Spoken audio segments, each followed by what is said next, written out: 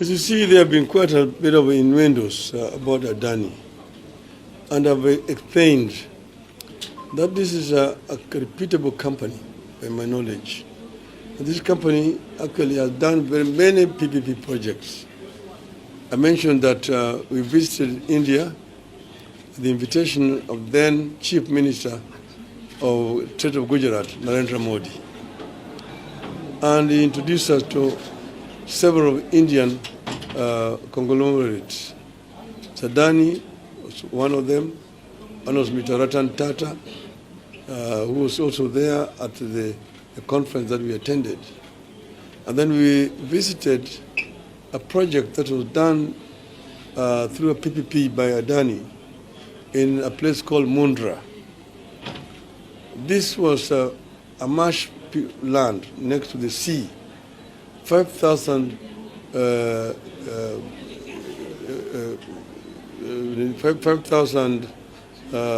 hectares of land, which was granted to the Adanis by the government of Mr. Modi. They drained the swamp and constructed a deep sea port to import coal from Indonesia.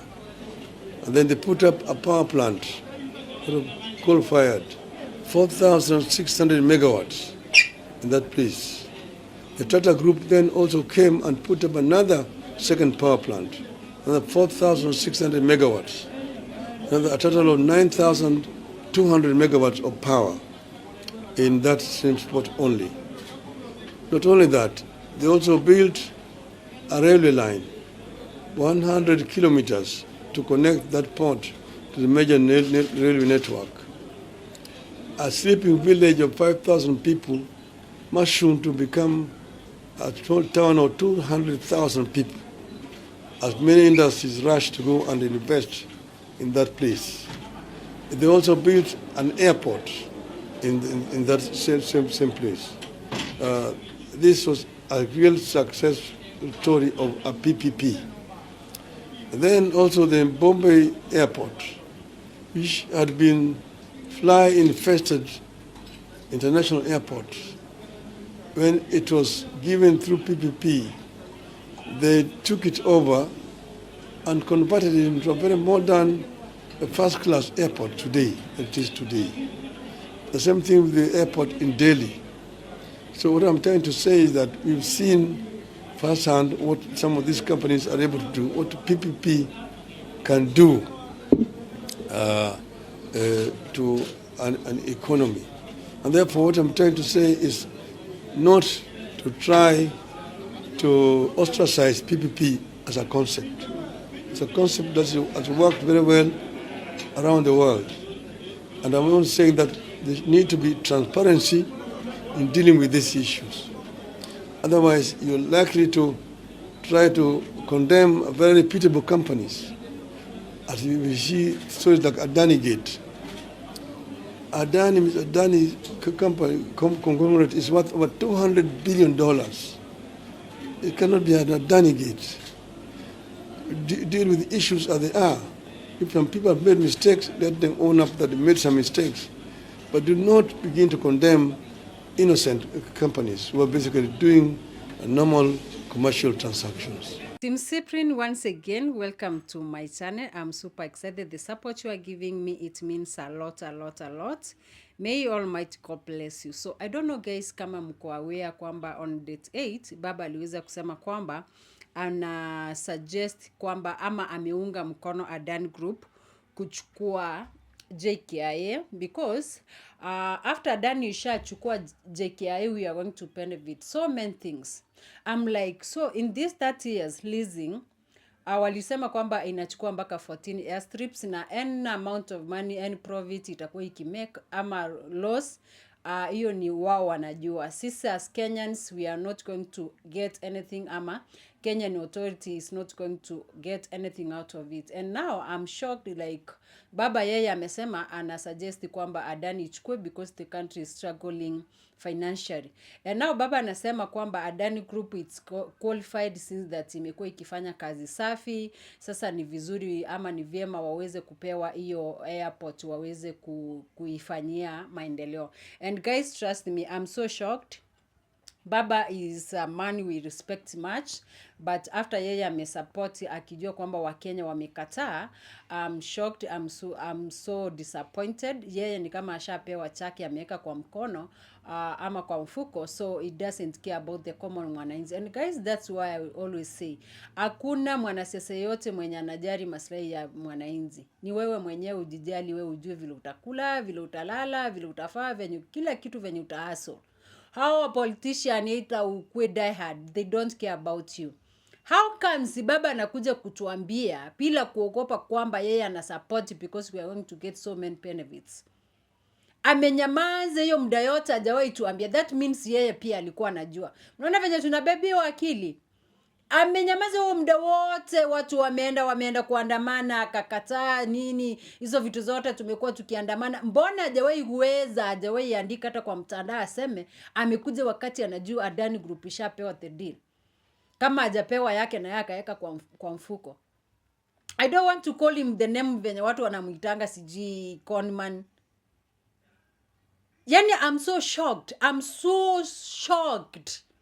I never expected baba aseme kwamba anaunga mkono Adani Group waweze kuchukua. And what hurts me most ni wakati anasema kwamba Adani inafaa because imekuwa ikifanya kazi vizuri. Hey, before wacha niwasomee guys. Raila Odinga backs Adani deal, says country is struggling financially. So we are struggling financially. Pesa zimeibwa, washapewa, watu wake washapewa, miungana na serikali washakula kila kitu. Sasa natuambia because the country is struggling financially, sasa Adani Group ichukue. Anyway, Orange Democratic Movement ODM Raila Odinga has weighed in on the controversial JKIA Adani deal, stating that the proposed leasing of Kenya's busiest airport to the Adani Group could create 3 benefit the country. Which benefits are we going to get, guys? Honestly speaking. Speaking in Mombasa on Sunday, October 8, Raila cited Kenya's economic struggles as a key reason why there was a need to embrace public-private partnership. Raila also strongly backed Adani as a credible partner. Credible partner. Watu wenye wazungu wamewafukuza kutoka kwao mpaka wakafrizi pesa zao. Baba ameanza na yeye kutubebea akili hivi. Yaani baba anaona Wakenya tunalia, yeye pia amekuja kutuongezea kidonda juu ya kidonda kingine. Because he amejoin the government. Guys, I'm so shocked. These all people who were crying wakati walikuwa position wakisema kila kitu Ruto anafanya ni mbaya, leo hii ndio wanamsifu Ruto amefanya vizuri. Baba amesema kwamba credible partner Adani Group of all the groups. Hey, Adani is a credible partner. They have proven their capabilities in projects that surpass what we have seen in East Africa.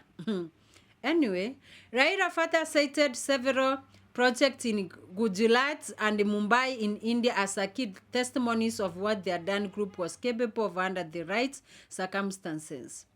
While reciting a meeting with India's Prime Minister Narendra Modi, Raila disclosed the Adani Group's interest in investing in Kenya dates back to 2010, but was quelled by the absence of proper legal framework for public-private partnership. When I was the Prime Minister of Kenya, I was introduced to Adani by Prime Minister Narendra Modi, who was then Chief Minister of Gujarat. Raila recalled as he described how the Adani Group turned a swamp in the Asian country into an industrial hub, which included a port, power plant, and railway line. So hapa, railway line imepita, mjue railway yetu pia itaenda. There have been misgivings about how the PPP process for JKIA and the energy sector have been handled, but we must ensure that Kenya remains an attractive destination for such investments. Unajua baba, wao wamezeeka, wamemaliza miaka yao. So sisi ndio tutaendelea kuumia. Yeye hajui kuumia kwetu tutaumia. But anyway, despite strongly advocating for PPPs, Raila observed the need for some improvements in the current framework to ensure trust and retain confidence in investors. He added, the country needs to protect the framework of PPPs and investors that show interest in putting money into our public services and utilities. Otherwise, no investor will set foot here. Raila's stance on Adani came just days after the Adani Energy Group, a subsidiary of the Adani Group, signed Kenya's first public-private partnership-funded power project. Energy and Petroleum Cabinet Secretary Opiyo Wandayi confirmed the deal estimated at $95.68 billion USD, $736 million. The agreement is aimed at permanently sorting out Kenya's persistent power outage by ensuring more reliable sources of electricity for the country's exploding industrial and economic demands. Under the agreement, the Adani Energy Group will oversee the country's power infrastructure before it's transferred to Ketraco. Na Jendra, hey, baba. Wakenya baba amesema. Sasa si mnasemanga baba akisema amesema. Mnasikia aje baba amesema? Iko sawa. As long as he got a share of the loot, he doesn't care about Kenyans. Waende hadi mechanic. 2027 tuchawe vijana hawa wazee nikaa akili zilipungua. Let him just say he wants to replace Gachagua. It is down to him that he can't win a job. Very greedy and jealous man. Hiki ni kimzee kiwazimu. Comment section ndio inabambanga. Huyu akilose that AU seat mwaka moja haitaisha kama hajafika Sayuni. Him and his political conmen have caused a lot of untold suffering to this nation. Wakenya mnakuanga wabaya jamani. Okay, Raila is not defending the company's credibility, citing first-hand experience with their projects in India. When I was the Prime Minister of Kenya, I was introduced to Adani by Prime Minister Narendra Modi, who was then Chief Minister of Gujarat, said Raila. So, watu wameanza kunini. Anyway, nowadays nobody takes the conman serious. You know. In fact, he has interest in energy sector. It could be why he supports Wandayi. Okay. Mzee nenda AU, siasa ya Kenya is too small for you. Kumbe baba ako kwa hii deal. Namba yako huwa number 2 and kwa AU utakuwa number 2. Is Raila president of Kenya? Guys, I'm so shocked. Mimi personal, I'm so shocked. Wakati tunaambiwa kwamba baba ameweza kusupport the Adani deal. I never expected kusikia baba kwa hii deal. Because ameona Wakenya wengi sana wamekuwa against, Wakenya wako wanataka Adani ichukue Kenya. But ameconfirm kwamba even the Ketraco is gone. So guys, hii ingine mnafanya ni kelele tu mnapiga. That's why we keep on saying, our politicians, they only mind about their stomach and their families. They don't care about the common mwananchi. Kama baba ambaye tulikuwa tunajua kwamba atatutetea. Yeye ndiye amekuja amesema bado Adani iko sawa, ichukue ipewe hiyo contract, they are good to go. Amekuja hapa nje ametugeuka. Nani atatutetea? Wakenya tuamke.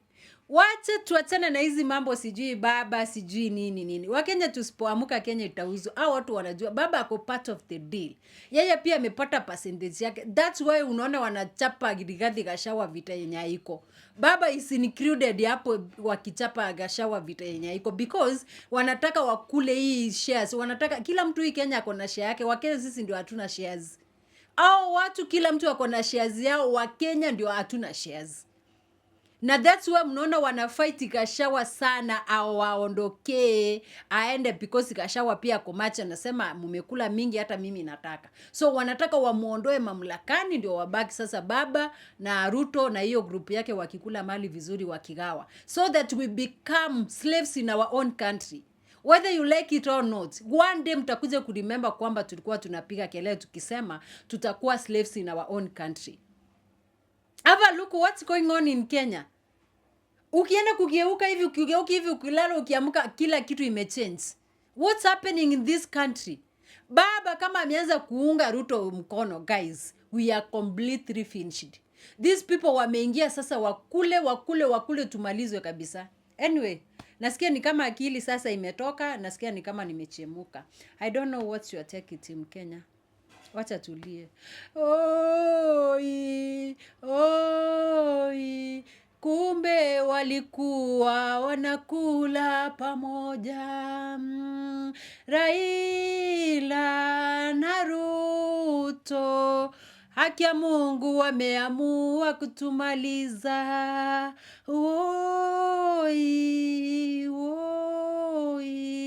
Wameamua Wakenya sisi tuangamie kabisa. Wamesema sisi hatupewi share, ni wao wakule na watoto wao na familia zao.